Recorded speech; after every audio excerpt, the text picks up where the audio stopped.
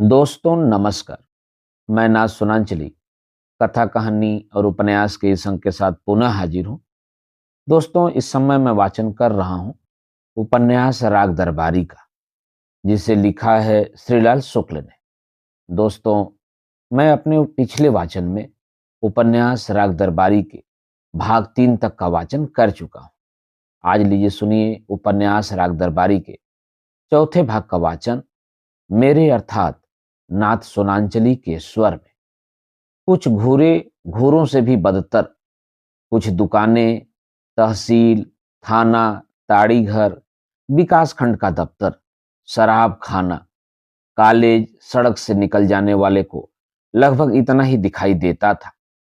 कुछ दूर आगे एक घनी अमराई में बनी हुई एक कच्ची कोठरी भी पड़ती थी। उसकी पीठ सड़क की ओर थी। उसका दरवाजा, जिसमें किवाड़ नहीं थे, जंगल की ओर था। बरसात के दिनों में हलवाहे पेड़ों के नीचे से हटकर इस कोठरी में जुआ खेलते। बाकी दिनों में वह खाली पड़ी रहती। जब वह खाली रहती तब भी लोग उसे खाली नहीं रहने देते थे और नर नारीगण मौका देखकर उसका मनपसंद इस्तेमाल करते थे।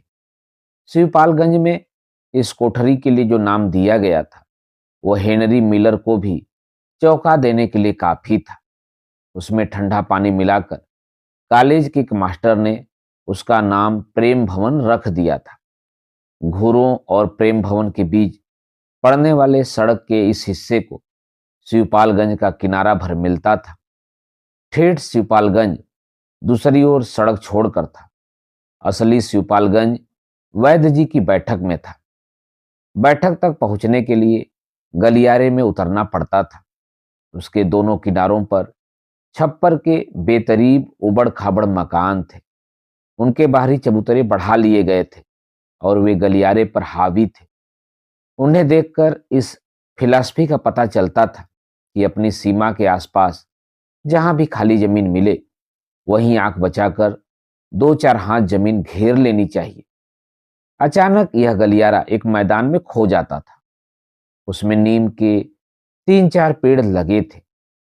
जिस तरह वे पनप रहे थे, उससे साबित होता था कि वे वन महोत्सव के पहले लगाए गए हैं। वे किसी नेता या अफसर के छूने से बच गए हैं और उन्हें वृक्षारोपण और कैमरा क्लिकन की रस्मों से बख्श दिया गया है। इस हरे भरे इलाके में एक मकान ने मैदान की एक पूरी की पूरी दिशा को कुछ इस तरह घेर लिया था कि उधर से आगे जाना मुश्किल था। मकान वैद्य जी का था। उसका अगला हिस्सा पक्का और देहाती हिसाब से काफी रौबदार था। पीछे की तरफ दीवारें कच्ची थीं और उसके पीछे सुबह होता था घूरे पड़े होंगे। झिलमिलाते हवाई अड्डों और लकलकाते होटलों की मार्फत जैसा सिंबॉलिक मॉडर्नाइजेशन इस देश में हो रहा है, उसका असर इस मकान की वास्तुकला में भी उतर आया था और उससे साबित होता था कि दिल्ली से लेकर शिवपालगंज तक काम करने वाली देसी बुद्धि सब जगह एक सी है। मकान का अगला हिस्सा, जिसमें चबूतरा, बरामदा और एक बड़ा कमरा था, बैठक के नाम से मशहूर था। ईंट गारा ढोने वाला मजदूर भी जानता था कि बैठक का मतलब ईंट और गारे की बनी हुई इमारत भर नहीं है। Number 10 Downing street, white house, Kremlin आदि मकानों के नहीं, ताकतों के नाम हैं। थाने से लौटकर रुपन बाबू ने दरबारे आम यानी बरामदे में भीड़ लगी देखी।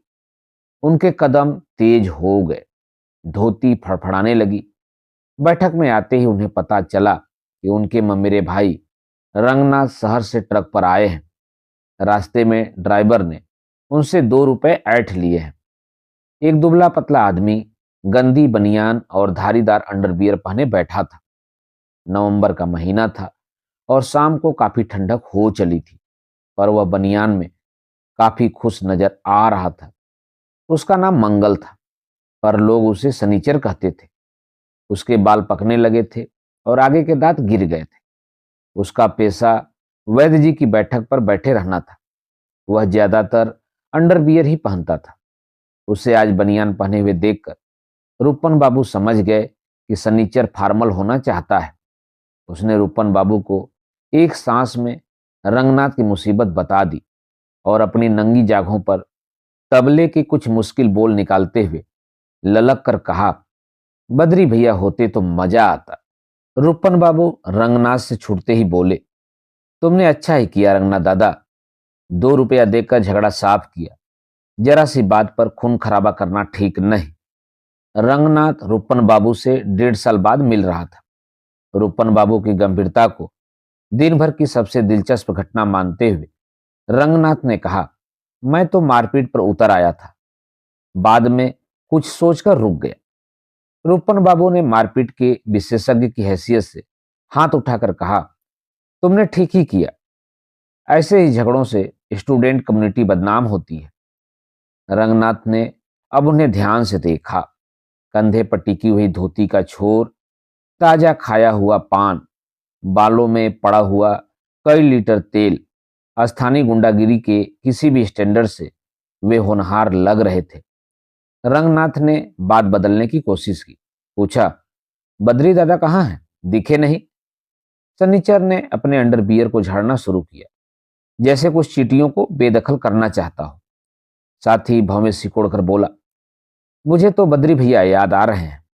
वे होते तो अब तक। बद्री दादा हैं कहाँ?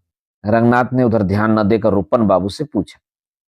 रूपन बाबू बेरुखी से बोले, सनीचर बता तो रहा है, मुझसे पूछकर तो गए नहीं हैं। कहीं गए हैं, बाहर गए होंगे, आ जाएंगे। कल परसों अतरसों तक आ ही जाएंगे। उनकी बात से पता चलना मुश्किल था कि बद्री उनके सगे भाई हैं और उनके साथ एक ही घर में रहते हैं। रंगनाथ ने जोश से सांस खींची। सनीचर ने फर्श पर बैठे बैठे अपनी टांगें फैला दी। जिस्म के जिस हिस्से से बाईं टांग निकलती है, वहां उसने खाल का एक टुकड़ा चुटकी में दबा लिया। दबाते ही उसकी आंखें मुद गईं और चेहरे पर तृप्ति और संतोष का प्रकाश फैल गया। धीरे धीरे चुटकी मसलते हुए उसने भेड़िए की तरह मुंह फैलाकर जम्हाई ली। फिर ऊँगती हुई आवाज में कहा, रंगनाथ भैया शहर से आए हैं, उन्हें मैं कुछ कह नहीं सकता, पर कोई किसी गंजहा से 2 रुपए तो क्या, 2 कौड़ी भी ऐंठ ले जाए तो जाने। गंजहा शब्द रंगनाथ के लिए नया नहीं था। यह एक तकनीकी शब्द था जिसे शिवपालगंज के रहने वाले अपने लिए सम्मान सूचक पद की तरह इस्तेमाल करते थे। आसपास के गांवों में भी बहुत से शांति के पुजारी मौका पड़ने पर धीरे से कहते, तुम इसके मुंह न लगो, तुम जानते नहीं हो, यह साला गंजहा है। फर्श पर वहीं एक 14-15 साल का लड़का भी बैठा था। देखते ही लगता था वह शिक्षा प्रसार के चकमे में नहीं आया। सनीचर की बात सुनकर उसने बड़े आत्मविश्वास से कहा, शहराती लड़के बड़े सीधे होते हैं, कोई मुझसे रुपया मांगकर देखता तो। कहकर उसने हाथ को एक दायरे के भीतर हवा में घुमाना शुरू कर दिया। लगा किसी लारी में एक लंबा हैंडल डालकर वह उसे बड़ी मेहनत से स्टार्ट करने जा रहा है। लोग हंसने लगे, पर रूपन बाबू गंभीर बने रहे। उन्होंने रंगनाथ से पूछा, तो तुमने ड्राइवर को रुपए अपनी मर्जी से दिए थे या उसने धमकाकर छीन लिए थे? रंगनाथ ने यह सवाल अनसुना कर दिया और इसके जवाब में एक दूसरा सवाल किया, अब तुम किस दर्जे में पढ़ते हो रूपन? उनकी शक्ल से लगा कि उन्हें यह सवाल पसंद नहीं है। वे बोले, 10th क्लास में हूं।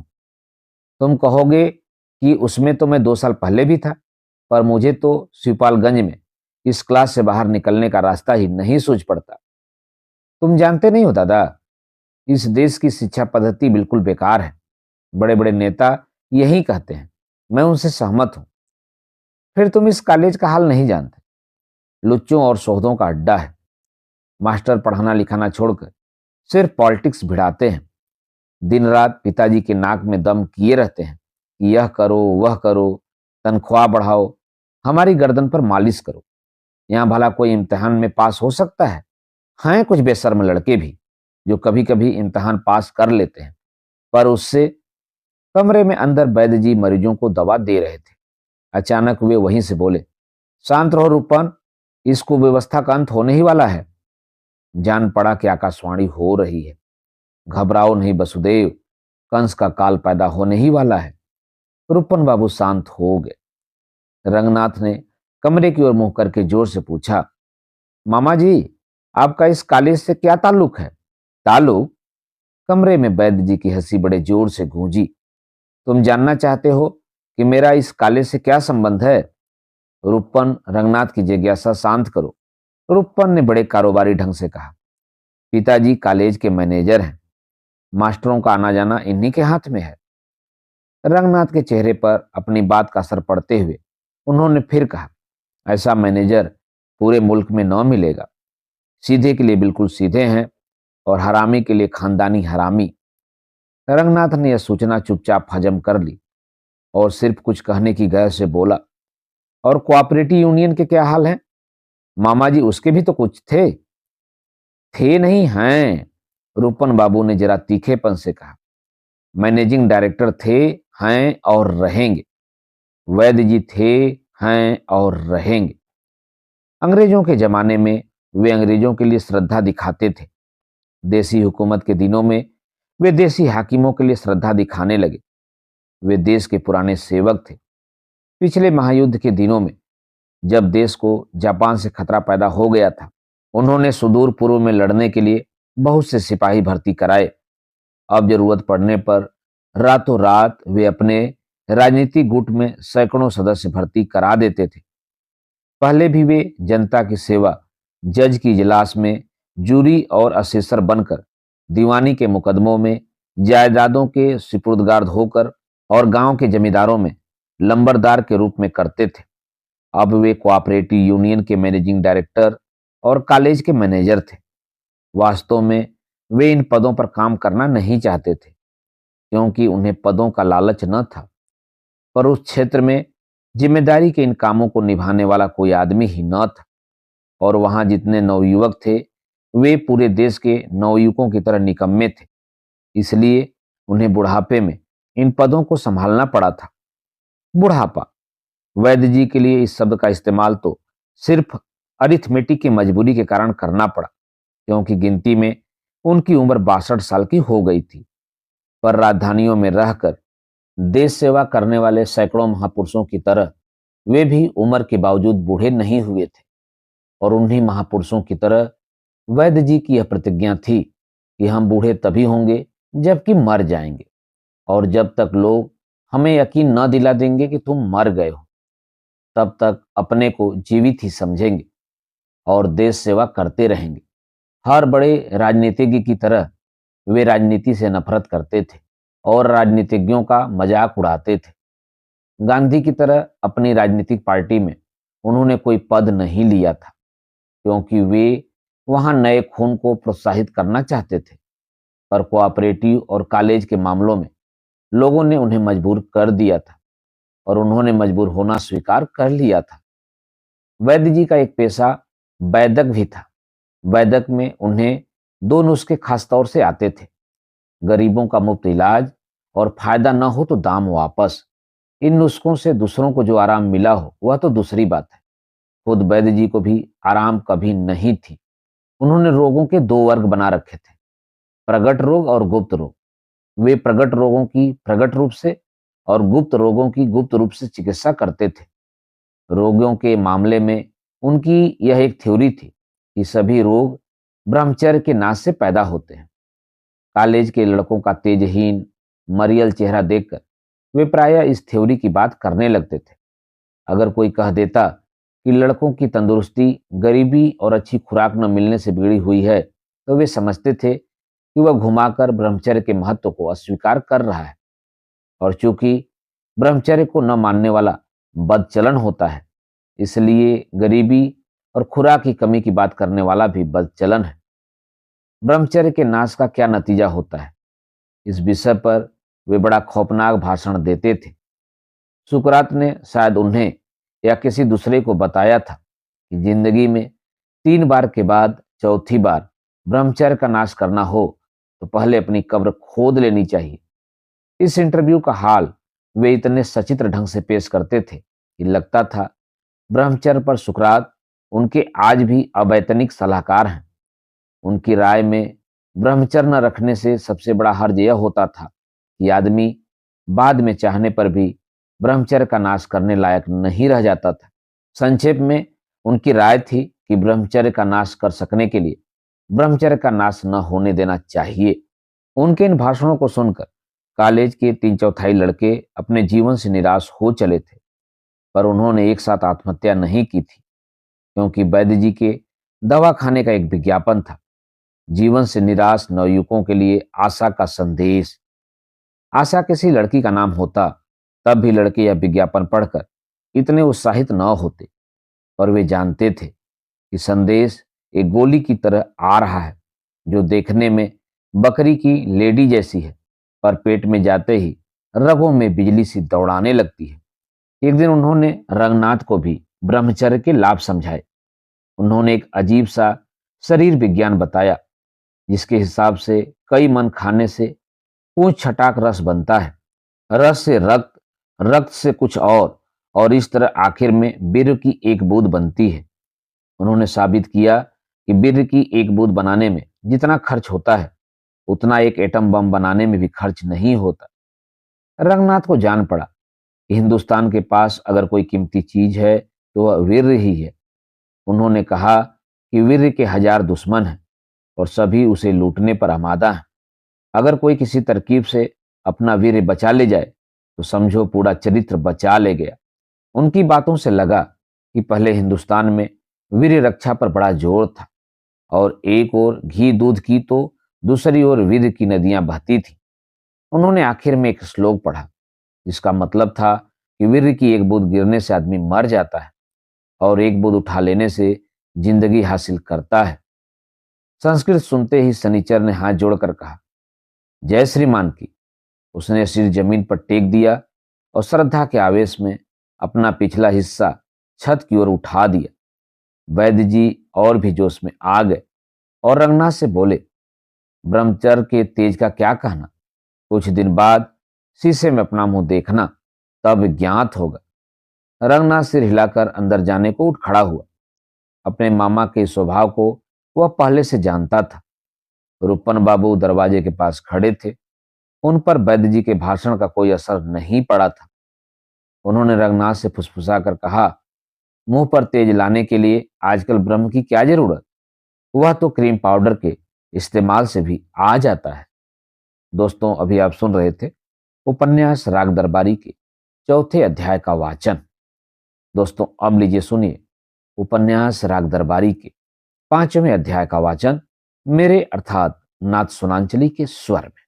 पूर्व जन्म के सिद्धांत की इजाद दीवानी की अदालतों में हुई है, ताकि वादी और प्रतिवादी इस अफसोस को लेकर न मरें कि उनका मुकदमा अधूरा ही पड़ा रहा। इसके सहारे वे सोचते हुए चैन से मर सकते हैं कि मुकदमे का फैसला सुनने के लिए अभी अगला जन्म तो पड़ा ही है। वैद्य जी की बैठक के बाहर चबूतरे पर जो आदमी इस समय बैठा था, उसने लगभग 7 साल पहले दीवानी का एक मुकदमा दायर किया था। इसलिए स्वाभाविक था कि वह अपनी बात में पूर्व जन्म के पाप, भाग्य, भगवान, अगले जन्म के कार्यक्रम आदि का नियमित रूप से हवाला देता। उसको लोग लंगड़ कहते थे। माथे पर कबीरपंथी तिलक, गले में तुलसी की कंठी, आधी पानी झेला हुआ डढ़ियल चेहरा, दुबली पतली देह, मिर्जई पहने हुए, एक पैर घुटने के पास से कटा था, जिसकी कमी एक लाठी से पूरी की गई थी। चेहरे पर पुराने जमाने के उन ईसाई संतों का भाव जो रोज अपने हाथ से अपनी पीठ पर खींचकर 100 कोड़े मारते हों। उसकी ओर शनिचर ने भंग का एक गिलास बढ़ाया और कहा, लो भाई लंगड़, पी जाओ, इसमें बड़े बड़े माल पड़े हैं। लंगड़ ने आंखें मूंद कर इनकार किया और थोड़ी देर दोनों में बहस होती रही, जिसका संबंध भंग की गरिमा, बादाम मुनक्के के लाभ, जीवन की क्षणभंगुरता, भोग और त्याग जैसे दार्शनिक विषयों से था। बहस के अंत में शनिचर ने अपना दूसरा हाथ अंडरबियर में पोंछकर सभी तर्कों से छुटकारा पा लिया और सांसारिक विषयों के प्रति उदासीनता दिखाते हुए भुनभुना कर कहा, पीना हो तो सटाक से गटक जाओ, न पीना हो तो हमारे ठेंगे से। लंगड़ ने जोर से सांस खींची और आंखें मूंद ली, जो कि आत्मदया से पीड़ित व्यक्तियों से लेकर ज्यादा खा जाने वालों तक में भाव प्रदर्शन की एक बड़ी ही लोकप्रिय मुद्रा मानी जाती है।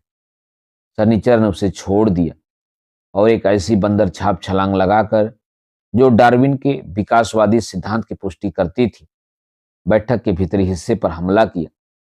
वहां प्रिंसिपल साहब, क्लर्क, वैद्य जी, रंगनाथ आदि बैठे हुए थे। दिन के 10 बजने वाले थे।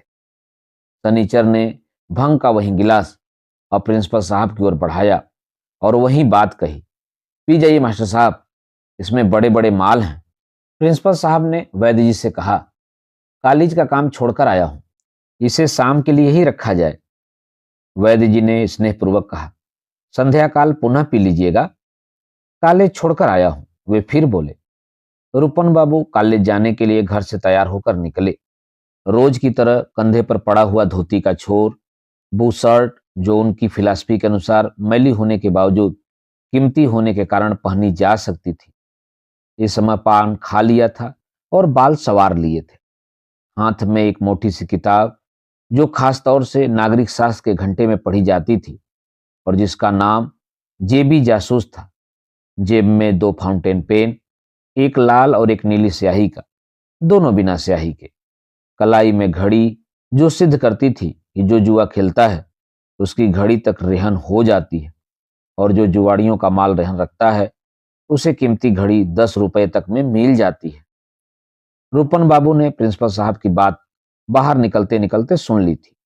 वे वहीं से बोले, कॉलेज को तो आप हमेशा ही छोड़े रहते हैं, वह तो कॉलेज ही है जो आपको नहीं छोड़ता। प्रिंसिपल साहब झेपे, इसलिए हंसे और जोर से बोले, रूपन बाबू बात पक्की कहते हैं।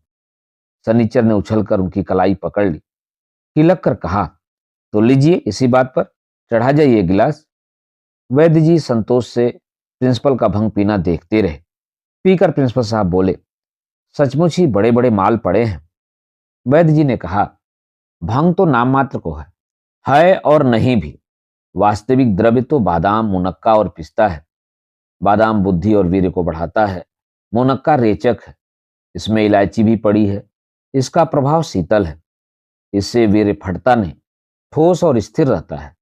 मैं तो इसी पेय का एक छोटा सा प्रयोग रंगनाथ पर भी कर रहा हूं। प्रिंसिपल साहब ने गर्दन उठाकर कुछ पूछना चाहा, पर वे पहले ही कह चले, इन्हें कुछ दिन हुए ज्वर रहने लगा था, शक्ति क्षीण हो चली थी, इसीलिए मैंने इन्हें यहां बुला लिया है। इनके लिए नित्य का एक कार्यक्रम बना दिया है। पौष्टिक द्रव्यों में बादाम का सेवन भी है, 2 पत्ती भंग की भी। देखना है 6 मास के पश्चात जब वे यहां से जाएंगे तो क्या होकर जाते हैं। कॉलेज के क्लर्क ने कहा, छछुंदर जैसे आए थे, गैंडा बनकर जाएंगे, देख लेना चाचा। जब कभी क्लर्क वैद्य जी को चाचा कहता था, प्रिंसिपल साहब को अफसोस होता था कि वे उन्हें अपना बाप नहीं कह पाते। उनका चेहरा उदास हो गया। वे सामने पड़ी हुई फाइलें उलटने लगे। तब तक लंगड़ दरवाजे पर आ गया। शास्त्रों में शूद्रों के लिए जिस आचरण का विधान है, उसके अनुसार चौखट पर मुर्गी बनकर उसने वैद्य जी को प्रणाम किया। इससे प्रकट हुआ कि हमारे यहाँ आज भी शास्त्र सर्वोपरि है और जाति प्रथा मिटाने की सारी कोशिशें अगर फरेब नहीं है तो रोमांटिक कार्रवाइयां हैं। लंगड़ ने भीख जैसी मांगते हुए कहा, तो जाता हूं बापू। वैद्य जी ने कहा, जाओ भाई, तुम धर्म की लड़ाई लड़ रहे हो, लड़ते जाओ, उसमें मैं क्या सहायता कर सकता हूं। लंगड़ ने स्वाभाविक ढंग से कहा, ठीक ही है बापू, ऐसी लड़ाई में तुम क्या करोगे। जब कोई सिफारिश सिफारिश की बात होगी तब आकर तुम्हारी चौखट पर सिर रगड़ूंगा। जमीन तक झुककर उसने उन्हें फिर प्रणाम किया और एक पैर पर लाठी के सहारे झूलता हुआ चला गया। वैद्य जी जोर से हंसे, बोले, इसकी भी बुद्धि बालकों की सी है। वे बहुत कम हंसते थे। रंगनाथ ने चौंकर देखा। हंसते ही वैद्य जी का चेहरा मुलायम हो गया। नेतागिरी की जगह भलमनसाहत ने ले ली। एक आचारवान महापुरुष की जगह वे बदचलन जैसे दिखने लगे। रंगनाथ ने पूछा, यह लड़ाई कैसी लड़ रहा है। प्रिंसिपल साहब सामने फैली हुई फाइलें और चेक बुकें, जिनकी आड़ में वे कभी कभी यहां सवेरे सवेरे भंग पीने के लिए आते थे, समेटने लगे थे। हाथ रोक कर बोले, इसे तहसील से एक दस्तावेज की नकल लेनी है। इसने कसम खाई है कि मैं रिश्वत न दूंगा और कायदे से ही नकल लूंगा। उधर नकल बाबू ने कसम खाई है कि मैं रिश्वत न लूंगा और कायदे से ही नकल दूंगा। इसी की लड़ाई चल रही है। रंगनाथ ने इतिहास में एमए किया था और न जाने कितनी लड़ाइयों के कारण पढ़े थे। सिकंदर ने भारत पर कब्जा करने के लिए आक्रमण किया था। पुरु ने उसका कब्जा न होने पाए इसलिए प्रतिरोध किया था। इसी कारण लड़ाई हुई थी। अलाउद्दीन ने कहा था कि मैं पद्मनी को लूंगा। राणा ने कहा कि मैं पद्मनी को नहीं दूंगा। इसीलिए लड़ाई हुई थी। सभी लड़ाइयों की जड़ में यही बात थी। एक पक्ष कहता था लूंगा, दूसरा कहता था नहीं लूंगा। इसी पर लड़ाई होती थी। पर यहां लंगड़ कहता था धर्म से नकल लूंगा, बाबू कहता था धर्म से नकल दूंगा। फिर भी लड़ाई चल रही थी। रंगनाथ ने प्रिंसिपल साहब से इस ऐतिहासिक विपर्यों का मतलब पूछा। उसके जवाब में उन्होंने अवधि में एक कहावत कही जिसका शाब्दिक अर्थ था हाथी आते हैं घोड़े जाते हैं, बेचारे ऊंट गोते खाते हैं। यह कहावत शायद किसी जिंदा अजायब घर पर कही गई थी, पर रंगनाथ इतना तो समझ ही गया कि सारा किसी सरकारी दफ्तर की लड़ाई चौड़ाई और गहराई की ओर है। फिर भी वह लंगड़ और नकल बाबू के बीच चलने वाले धर्मयुद्ध की डिजाइन नहीं समझ पाया। उसने अपना सवाल और स्पष्ट रूप से प्रिंसिपल साहब के सामने पेश किया। उनकी ओर से क्लर्क बोला, एक गजहों के चोचले हैं, मुश्किल से समझ में आते हैं। लंगड़ यहां से 5 कोस दूर एक गांव का रहने वाला है। बीवी मर चुकी है।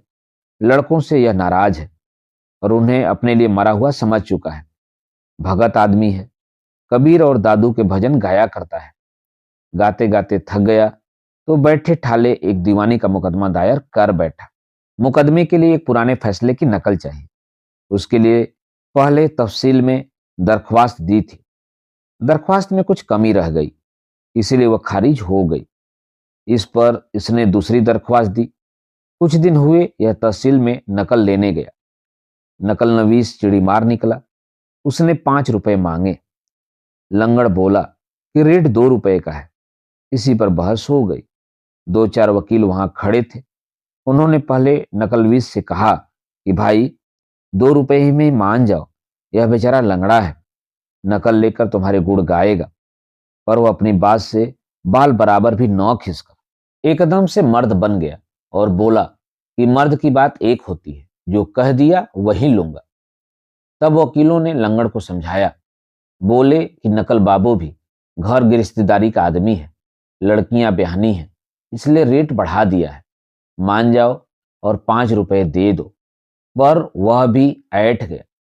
बोला कि अब यही होता है, तनख्वाह तो दारू कलिया पर खर्च करते हैं और लड़कियां ब्याहने के लिए घूस लेते हैं। नकल बाबू बिगड़ गया। गुर्रा कर बोला कि जाओ, हम इसी बात पर घूस नहीं लेंगे, जो कुछ करना होगा कायदे से करेंगे। वकीलों ने बहुत समझाया कि ऐसी बात ना करो, लंगड़ भगत आदमी है, उसकी बात का बुरा न मानो। और उसका गुस्सा एक बार चढ़ा तो फिर नहीं उतरा। सच तो यह है रंगनाथ बाबू कि लंगड़ ने गलत नहीं कहा था। इस देश में लड़कियां ब्याहना भी चोरी करने का बहाना हो गया है। एक रिश्वत लेता है तो दूसरा कहता है कि क्या करे बेचारा, बड़ा खानदान है, लड़कियां ब्याहनी है। सारी बदमाशी का तोड़ लड़कियों के ब्याह पर होता है। जो भी हो, लंगड़ और नकल बाबू में बड़ी हुज्जत हुई। अब घूस के मामले में बात बात पर हुज्जत होती है। पहले सदा काम होता था। पुराने आदमी बात के पक्के होते थे। 1 रुपया टिका दो, दूसरे दिन नकल तैयार। अब नए नए स्कूली लड़के दफ्तर में घुस आते हैं और लेन देन का रेट बिगाड़ते हैं। इन्हीं की देखा देखी पुराने आदमी भी मनमानी करते हैं। अब रिश्वत का देना और रिश्वत का लेना दोनों बड़े झंझट का काम हो गया है। लंगड़ को भी गुस्सा आ गया। उसने अपनी कंठी छूकर कहा कि जाओ बाबू, तुम कायदे से ही काम करोगे तो हम भी कायदे से ही काम करेंगे। अब तुमको एक कानी कौड़ी न मिलेगी। हमने दरख्वास्त लगा दी है, कभी न कभी तो नंबर आएगा ही। उसके बाद लंगड़ ने जाकर तहसीलदार को सब हाल बताया। तहसीलदार बहुत हंसा और बोला कि शाबाश लंगड़, तुमने ठीक ही किया। तुम्हें इस लेन देन में पड़ने की कोई जरूरत नहीं है। नंबर आने पर तुम्हें नकल मिल जाएगी। उसने पेशकार से कहा, देखो लंगड़ बेचारा 4 महीने से हैरान है। अब कायदे से काम होना चाहिए, इन्हें कोई परेशान ना करे। इस पर पेशकार बोला कि सरकार, यह लंगड़ा तो झक्की है, आप इसके झमेले में न पड़े।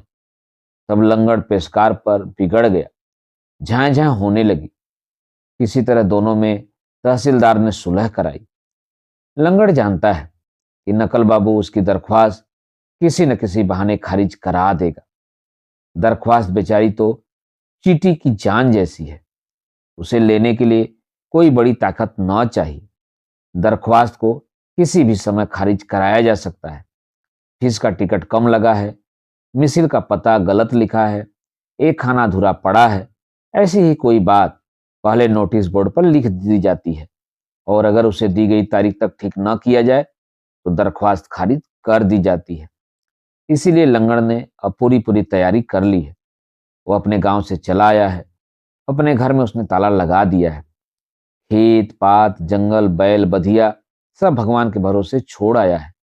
अपने एक रिश्तेदार के यहाँ डेरा डाल दिया है और सवेरे से शाम तक तहसील के नोटिस बोर्ड के आसपास चक्कर काटा करता है। उसे डर है कि कहीं ऐसा न हो कि नोटिस बोर्ड पर उसकी दरख्वास्त की कोई खबर निकले और उसे पता ही न चले। चूके नहीं कि दरख्वास्त खारिज हुई, एक बार ऐसा हो भी चुका है। उसने नकल लेने के सब कायदे रट डाले हैं। फीस का पूरा चार्ट याद कर लिया है। आदमी का जब करम फूटता है तभी उसे थाना कचहरी का मुंह देखना पड़ता है। लंगड़ का भी करम फूट गया है, पर इस बार जिस तरह से वह तहसील पर टूटा है उसे लगता है कि पट्टा नकल लेकर ही रहेगा। रंगनाथ ने अपने जीवन में अब तक काफी बेवकूफियां नहीं की थी, इसलिए उसे अनुभवी नहीं कहा जा सकता। लंगड़ के इतिहास का उसके मन पर बड़ा ही गहरा प्रभाव पड़ा और वह भावुक हो गया। भावुक होते ही कुछ करना चाहिए कि भावना उसके मन को मथने लगी, पर क्या करना चाहिए इसका जवाब उसके पास नहीं था। जो भी हो, भीतर ही भीतर जब बात बर्दाश्त से बाहर होने लगी तो उसने भुनभुना कर कह ही दिया, यह सब बहुत गलत है, कुछ करना चाहिए। क्लर्क ने शिकारी कुत्ते की तरह झपट कर यह बात दबोच ली। बोला, क्या कर सकते हो रंगनाथ बाबू? कोई क्या कर सकता है? जिससे छलता है उसी से चुनमुनाता है। लोग अपना ही दुख दर्द ढोल लें यही बहुत है। दूसरे का बोझा कौन उठा सकता है? अब तो वही है भैया कि तुम अपनी दाद उधर से खुजलाओ, हम अपना इधर से खुजलाएं। क्लर्क चलने को उठ खड़ा हुआ। प्रिंसिपल ने चारों ओर निगाह दौड़ाकर कहा, बद्री भैया दिखाई नहीं पड़ रहे हैं। वैद्य जी ने कहा, एक रिश्तेदार डकैती में फंस गए हैं। पुलिस की लीला अपरंपार है, जानते ही हो। बद्री वहीं गया है, आज लौट रहा होगा। सनीचर चौखट के पास बैठा था, मुंह से सीटी जैसा बजाते हुए बोला, जब तक नहीं आते हैं तभी तक भला है। प्रिंसिपल साहब भंग पीकर अब तक भूल चुके थे कि आराम हराम है। एक बड़ा सा तकिया अपनी ओर खींचकर वे इत्मीनान से बैठ गए और बोले, बात क्या है? सनीचर ने बहुत धीरे से कहा, कोऑपरेटिव यूनियन में गबन हो गई है। बद्री भैया सुनेंगे तो सुपरवाइजर को खा जाएंगे। प्रिंसिपल आतंकित हो गए। उसी तरह फुसफुसाकर बोले, ऐसी बात है? सनीचर ने सिर झुकाकर कुछ कहना शुरू किया। वार्तालाप की यह वही अखिल भारतीय शैली थी जिसे पारसी थिएटरों ने अमर बना दिया है। इसके सहारे एक आदमी दूसरे से कुछ कहता है और वहीं पर खड़े हुए तीसरे आदमी को कानों कान खबर नहीं होती।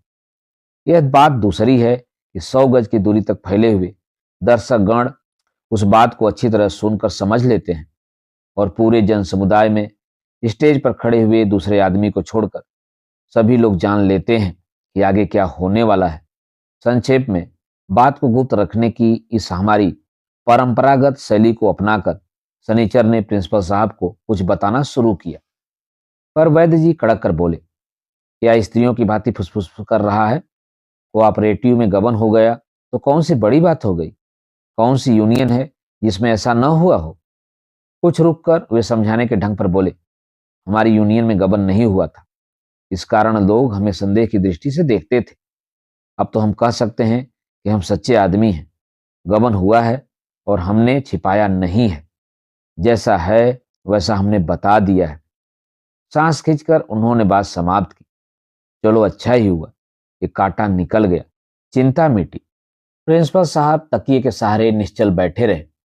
आखिर में एक ऐसी बात बोले जिसे सब जानते हैं। उन्होंने कहा, लोग आजकल बड़े बेईमान हो गए हैं। यह बात बड़ी ही गुणकारी है और हर भला आदमी इसका प्रयोग मल्टीविटामिन टिक्कियों की तरह दिन में 3 बार खाना खाने के बाद कर सकता है। पर क्लर्क को इसमें कुछ व्यक्तिगत आक्षेप जैसा जान पड़ा। उसने जवाब दिया, आदमी आदमी पर है। अपने कॉलेज में तो आज तक ऐसा नहीं हुआ। वैद्य जी ने उसे आत्मीयता की दृष्टि से देखा और मुस्कुराए। कोऑपरेटिव यूनियन वाला गबन बीज गोदाम से गेहूं निकालकर हुआ था। उसी को इशारा करते हुए बोले, कॉलेज में गबन कैसे हो सकता है? वहां गेहूं का गोदाम नहीं होता। यह मजाक था। प्रिंसिपल साहब हंसे। एक बार हंसी शुरू हुई तो आगे का काम भंग ने संभाल लिया। वे हंसते ही रहे, पर क्लर्क व्यक्तिगत आक्षेप के संदेह से पीड़ित जान पड़ता था। उसने कहा, पर चाचा, कॉलेज में तो भूसे के सैकड़ों गोदाम हैं। हर एक के दिमाग में भूसा ही भरा है। इस पर और भी हंसी हुई। शनिचर और रंगनाथ भी हंसे। हंसी की लहर चबूतरे तक पहुंच गई। वहां पर बैठे हुए 2-4 गुमनाम आदमी भी असंतृप्त भाव से हंसने लगे। क्लर्क ने प्रिंसिपल को आंख से चलने का इशारा किया। यह हमारी गौरवपूर्ण परंपरा है कि असल बात 2-4 घंटे की बातचीत के बाद अंत में ही निकलती है। अतः वैद्य जी ने अब प्रिंसिपल साहब से पूछा, और कोई विशेष बात? कुछ नहीं, वही खन्ना वाला मामला है। परसों दर्जे में काला चश्मा लगाकर पढ़ा रहे थे। मैंने वहीं खींच कर रख दिया। लड़कों को बहका रहे थे। मैंने कहा, लो पुत्रवर, तुम्हें हम वहीं घसीट कर फीता बनाए देते हैं। प्रिंसिपल साहब ने अपने ऊपर बड़ा संयम दिखाया था, पर यह बात खत्म करते करते अंत में उनके मुंह से फिक फिक जैसी कोई चीज निकल ही गई। वैद्य जी ने गंभीरता से कहा, ऐसा ना करना चाहिए। विरोधी से भी सम्मानपूर्वक व्यवहार करना चाहिए। देखो ना, प्रत्येक बड़े नेता का एक एक विरोधी है। सभी ने स्वेच्छा से अपना अपना विरोधी पकड़ रखा है। यह जनतंत्र का सिद्धांत है। हमारे नेतागण कितनी शालीनता से विरोधियों को झेल रहे हैं। विरोधी गण अपनी बात बकते रहते हैं और नेतागण चुपचाप अपनी चाल चलते रहते हैं।